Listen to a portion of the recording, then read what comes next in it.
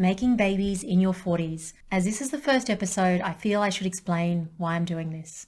To explain my story, I have to backtrack a bit to the day I got married.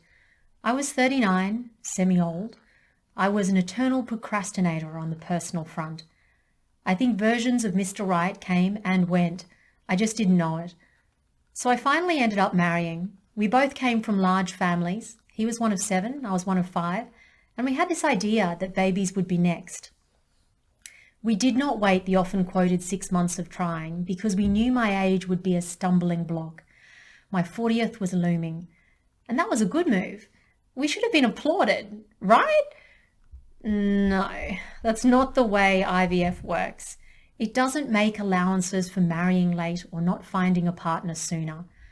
I think some people see IVF as a panacea for aging ovaries. But even with IVF, you have precious few years to try with your own eggs.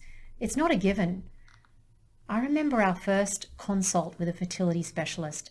It was a rude awakening. She showed no politically correct sensitivity towards my aging ovaries. And when she asked how many children we wanted, we simply recounted the number in our own big families. That was our way of obliquely saying we wanted a big family. She thought we were incredibly deluded. She really busted our bubble. Our baby dreams went from multiple to naught by the end of the consult.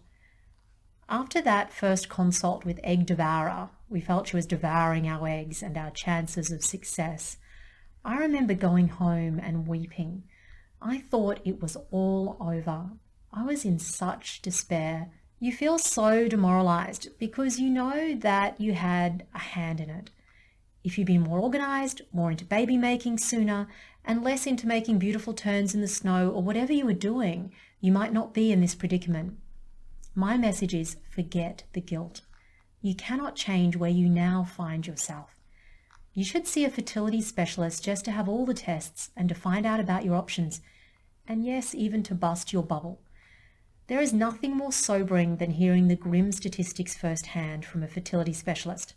Up till that point, you can kid yourself that you still have time, but the appointment is a moment of reckoning. Anything that spurs you to action, even bad news, is a good thing.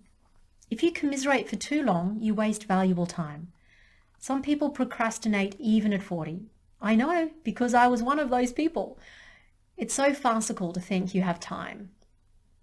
I think a lot of people hold off on the cusp of turning 40 because technically you're still in your 30s, but that's unwise. It's a serious business making babies in your 40s, and if you're not focused at 40, then I really think you've made a decision by default. Now, you might say that you first need a partner. I totally get that. There's been an upending of social norms. Dating with a view to marriage, all that boring stuff, has now been replaced with pursuing an Instagram-worthy lifestyle. Even if you don't buy into that, you're still affected by it.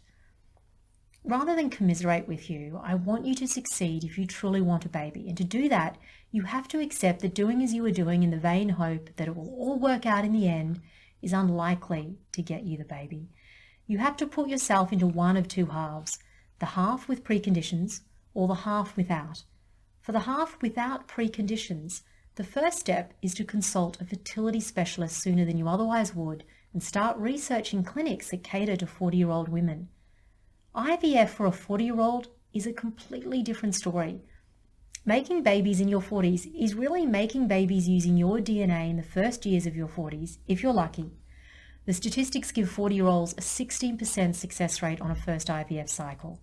This increases the more cycles you do, but success is not a given. In your mid and late 40s, you are looking at using embryos frozen when you were younger or perhaps using someone else's DNA. That's the real picture.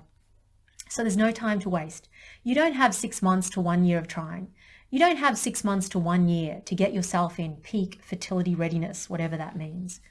Those 1 or 2 years make all the difference. What you have to remember is that as you age, the number and quality of your eggs deteriorate. You have a whole lot of reproductive hormones which help you release an egg. Taking over those hormones using IVF drugs can only do so much. It doesn't magically replenish your egg reserve. IVF is simply used to improve egg numbers per cycle, so you hopefully get more eggs and increase your pregnancy odds. So instead of getting the 1 mature follicle and egg per cycle, you get a number, hopefully. An indicator as to the number of eggs you have left is measured by hormone tests. Your AMH, which is the anti-Müllerian hormone secreted by your egg cells, and your follicle-stimulating hormone, more of which is required as you age. Another indicator is your antral follicle count. That is the number of follicles which show up in a scan. There is no test for quality. Low egg numbers and low egg quality don't necessarily go hand in hand. Just because you retrieve one egg does not mean that it will be of poor quality. There is no real test for egg quality. The best way to find out about egg quality is to try and conceive. Even if your AMH is predictably low, which indicates low ovarian reserve, the reality is it only takes one good egg. That was reiterated to me time and time again by my fertility doctor. It is not some glib cliche. It is actually true. You don't know until you try how your body will respond to IVF stimulation. It really helped psychologically to have that mantra in the back of my mind whenever I got a negative result. So I don't think you should be written off prematurely before ever doing a cycle if you are in your early 40s based on age alone. A single test, whether it be the AMH test or the antral follicle count, is not the be-all and end-all. At the older ages, the tests are more unreliable because your cycles are more unreliable, which is ironic because that is when you need IVF the most. And this is where you need a specialist in a clinic who sees women in their 40s. They can help put all these things in perspective for you, a 40-year-old perspective. Please don't delay seeing a specialist to get your body in peak fertility readiness. There are a lot of books at the moment about fertility diets. I'm not saying don't switch to a healthier diet. What I'm trying to convey is that losing a year will do far worse things to your fertility than the benefits gained from switching to a good diet. So yes, you may well decide to jump straight into IVF, and that would not be premature at 40.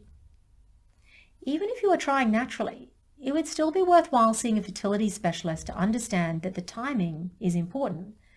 And you can do fertility treatment to rule out bad timing, like tracking a cycle with blood tests and scans without any IVF drugs. Another option you might want to consider is egg or embryo freezing. There's a lot to gain from a consultation. It's money well spent. Of course, with IVF, there are risks. Nothing medical is risk-free. Life itself is not risk-free. The main side effect that specialists worry about is OHSS, ovarian hyperstimulation syndrome. It is severe in roughly 1% of all cases. Often women who end up with OHSS had high numbers of eggs, not something I personally had to worry about. For older women, additional risks are the heightened pregnancy risks. So having signed away these risks, you can finally start a cycle. There are many negative voices inside a 40-year-old would-be mother's head. So I want to be the voice of encouragement to give you the best odds of going home from the hospital with your very own baby. Making babies in your 40s feels like a rush job. Ironically, IVF makes you wait a lot for results every step along the way, which just heightens the fear of failure. And that's why I'm here to help, because when you rush, you tend to feel stressed or make mistakes. I interview those who know, fertility specialists, about what women in their 40s should know about making babies. What I discovered as a layperson is that the treatment for a 40-year-old is different to a 20 or 30-year-old's treatment. Even 30-year-olds who are premature ovarian aging are not in the same category as a 40-year-old. Just because you have the same elevated FSH as a 30-year-old does not mean your success rates are the same. A 40-year-old's predicament is more dire, and there definitely needs to be more education around that. IVF protocols should be tailored for 40-year-olds because age affects response to treatment. I don't want you to give up prematurely. We could have done that after our first fertility consult with Egg Devourer. I'm sure glad we didn't. I'd like to help you avoid the allure of procrastination and make a good plan. The next podcast is all about how to choose the best clinic. Thank you for watching Making Babies in Your 40s. Would love to know what you think and what you would like covered. Please leave your comments and subscribe to my channel. See you next time.